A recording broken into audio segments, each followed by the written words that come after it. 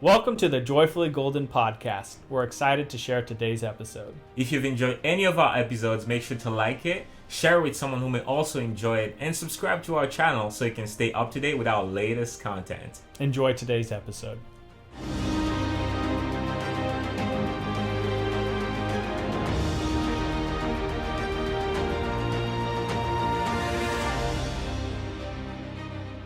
Have you ever thought about what goes on in your mind? I'm talking about the thoughts, emotions, and words from others. It's amazing how much we are influenced by those around us, as well as how we talk to ourselves. Have you been listening to too much negativity? Do you find that some of the people you surround yourself with have a way of bringing you down or making you look at the world through lenses of bitterness or criticism? If so, you may need to go on a diet. And not the typical type of diet you would think. I'm talking about a mind diet. Today, we'll discuss what a mind diet is and how it can improve not only your attitude, but also give you a positive new perspective with which to look at the world. Joy, why is it important that we pay attention to the thoughts in our mind? Because we are what we think about. Yes. Flat and simple. There is no such thing as a positive life without positive thoughts. There's no such thing as a successful life without successful thoughts. There's also no such thing as a negative and awful life without a negative and awful thoughts. It just goes hand in hand. And so to everyone who might be wondering about why their life is going the way it is, or why they're not getting quite the results that they're hoping for, maybe they should look at their thoughts, and they will see that maybe they might be wanting something specific, but their thought is just saying something completely different. And so their life is heading in that direction in all the things that they think about. So why it's important? I think literally because the quality of the life that you end up living depends on the things that you think about. So it is extremely important to monitor the things that you think about, because you're monitoring your life pretty much and the way your life ends up going. So Absolutely. Andrew, tell us, what are the three most important components of your mind diet? So for my mind diet, the top three on my list are actively pursuing positivity, because I think that it's easier to be negative than it is to be positive. So you can consciously pursue something that'll make you happy, whether it's talking to somebody you care about, watching a video about like a cute puppy, or listening to music that makes you happy. So I always, every day, something positive. Wow. To just start the day off. All and right. then throughout. The second thing would be to have a sense of gratitude. Because it is so easy to catch myself, and I think this is for a lot of people, wishing for other things or not being satisfied with the things that you have. And it's a conscious effort, I think, sometimes too, that you have to practice the sense of gratitude, like we talked about in one of our previous episodes, because that's what's going to allow you to invite positivity into your life and allow for positive emotions, thoughts, and feelings to enter into your mind so that you can make better decisions throughout your day. That's number two. The third part is to dream to inspire. I like watching creative art. I like listening to things that uplift me, something that's going to put me in an inspirational mood. Because I think when we dream, when we look to things that we want to achieve or maybe that we haven't, we think about the possibilities, and that just further opens up and starts these ideas. The spark of an idea can lead to a lifetime of fulfillment in amazing places. So having that third concept, along with the gratitude of being happy with where I am and what I have, and then being able to focus on positive, consciously focus on positivity, then this third thing just opens up the way to dream, to inspire, and to get excited. And it's like giving yourself some endorphins and some serotonin and really getting yourself amped up to where it's like, I feel good, I'm happy because I'm alive and I'm here, and there are things that I want to accomplish, and what are those things? Let's figure it out. Nice. When you find yourself in a negative mindset, what is something that you do to transition into a positive one? Ooh, all right. Wow, that's a great question. So there's a few things, depending on how negative the thoughts are, or how weak at being positive in the moment I am. And there's different levels of things that help me. But some of them, reading. Usually, I always have a book nearby that where I can just nourish my thoughts with some positivity or something inspiring, just something that takes my mind off of whatever is going on. There's also always the just watching something uplifting, like some of the speakers that I listen to. And there's also prayer that usually helps. Just whatever is bugging me or whatever is bothering me, just going in prayer with it. And those are some of the things I can do by myself. And there's working out too. Working out / dancing usually works as well. Sometimes you just go in the gym and just burn away the negativity. And there you go. Yeah. But there is such a thing as being so trapped in either a depressed state or just like a defeated state in which you just do not have what it takes to like move yourself to the gym or move yourself to a book. And in those times, I just rely on the people around me. Yeah. And that's really when it comes back to who do you have in your life. Because no matter who you are, no matter how motivated you think you are, no matter how strong you think, there will be things that will knock you to the ground and you will not be able to move unless you have help.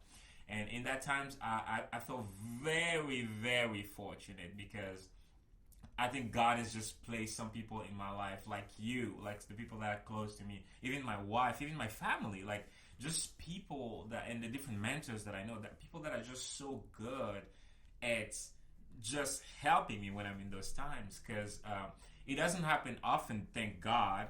But when it does happen, I really need the help. And there was just nothing like being able to call someone or text someone and telling them, hey, like, I'm just in a dark place right now. I need someone, just, just, can we just hang out? Can we just do something with you so you can drag me out of this state? And it has never let me down. Every single time I've reached out to someone in that manner, every single time. Sometimes, literally, they would just seeing them is all I needed. You know what I mean? Just being able to engage in the conversation with them. A few minutes later, I'm doing great. Sometimes that's all you need. But I will say that, and honestly, I will put that on the top of my list, because all the other things that I can do on my own, sometimes, they can fail because of the level of motivation that you have. But that has never failed me, being able to lean on the strong people that I have in my life. So, yeah. Cool. The next question that I have for you is, what are some harmful things you think that could be a part of a mind diet that maybe were once a part of yours that I decided to cut out, that people should stay away from when it comes to the things to think about? Okay, so that's a loaded question. But some of the things, I think one of them is other people's expectations. Ooh. Is been probably the hardest, but it can be very harmful. And I'm not talking about the expectations that a parent has for a child for, cleaning a room, or the school has for you doing well in your education, or your boss has for you to complete your job. Not those kind of people's expectations, but the expectations of somebody who wants for your life what they think is best for you when you know it's not what's best for you. And that is often disguised as good intentions, because when you love somebody or you care about somebody, you want the best for them, sometimes there'll be this energy or this effort that someone will want to put upon their beliefs, their values onto this person because they think that's what they need. And they could be right. And I think more often than not, they probably are if it's coming from a good place. But it could be quite harmful, because then the thoughts, the goals, the dreams in your mind, they're not yours. They're someone else's. And when we stray away from what we're meant to do because we're following somebody else, then we've kind of lost ourselves. So that's a big thing that I've worked on cutting out in my life. Another one is gossip and toxic relationships, because there are people in this world that are just not good for you. There are attitudes, ideas, substances, things in this life that are just bad for you. It's like if you drink too much soda, you'll gain a lot of weight and you'll get sick. There are people, if you spend too much time with people that are negative, always looking for reasons to be upset, you got to at some point you can't associate with them. And I know that that could be difficult, especially if they're people you've known for a long time or that you've grown close to. But there are just some people in your life that are really not meant to be there. And so you kind of have to take a step back and think, is this person helping me towards my goals? Are they helping me towards my dreams? Are they more happy to see me than I am them? At the end of the time that I've spent with them, do I feel good about myself? Have we done anything positive or constructive? Because it's a lot easy when people are negative, they're going to want to find other people that will accept them for their negativity, people that they can feed on, they can leech on, things that they can drain from other people. And I call those people kind of like takers. And so you want to get rid of these takers, these negative influencing people out of your life, because you are, like they say, the average of the 5 closest people or thereabouts that you surround yourself with. And if you surround yourself with people that are going to lift you up, well, that's where you're going to go. But if you surround yourself with people that take you down and pull you down, well, that's where you're going to stay. Nice. Thank you. Thank you for sharing that.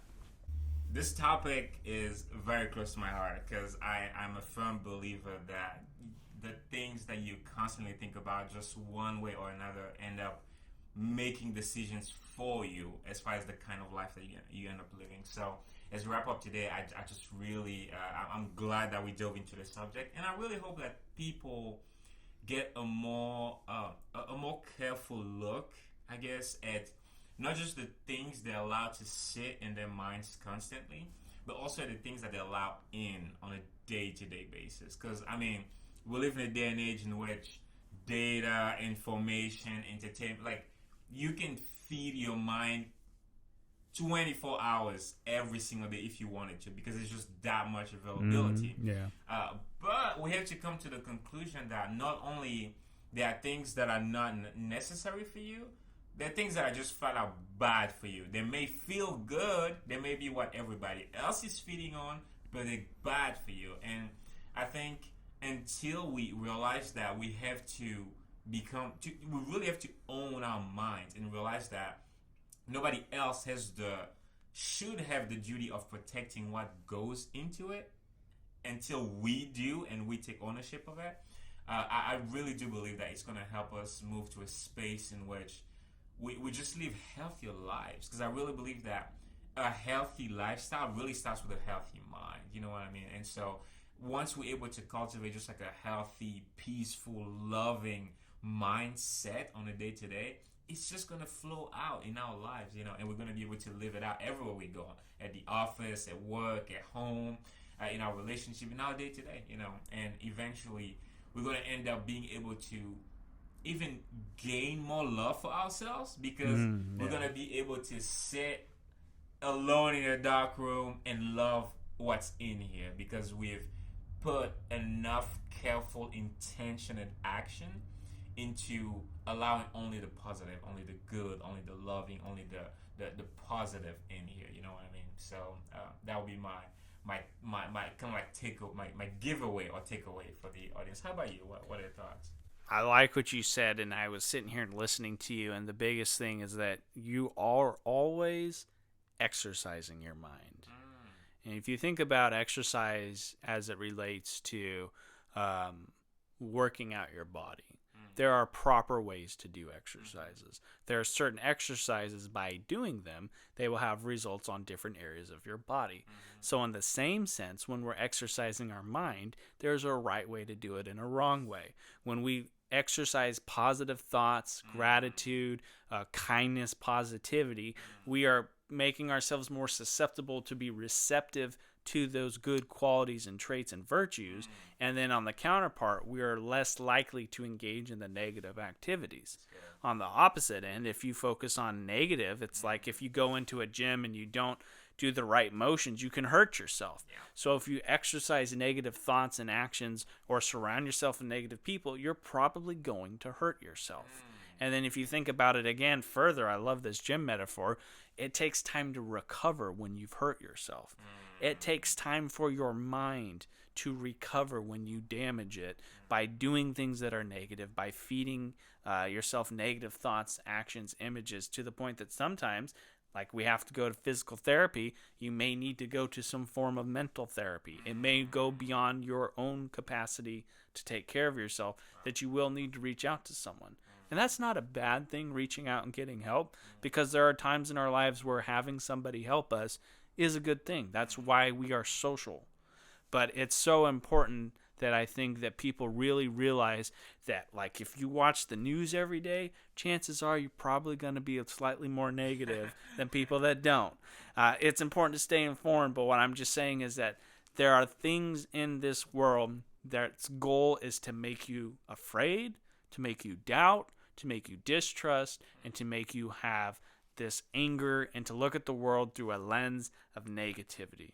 And there are, on the opposite end, there are things in this world that will inspire us, lift us up, and make us care for one another more. And I think we need to focus on only putting the things in our mind that are going to make the world a better place. Wow, beautiful. Are you on a diet? Oh, sorry, you thought I was referring to the food you eat.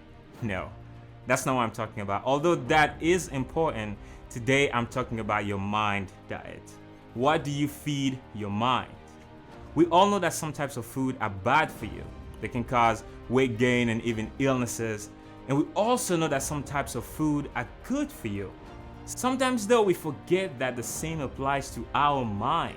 The things you listen to, watch, and think about affect your mental health. Some of them can cause depression, low self-esteem, and unhappiness, while others can cause you to thrive and be full of positivity and joy.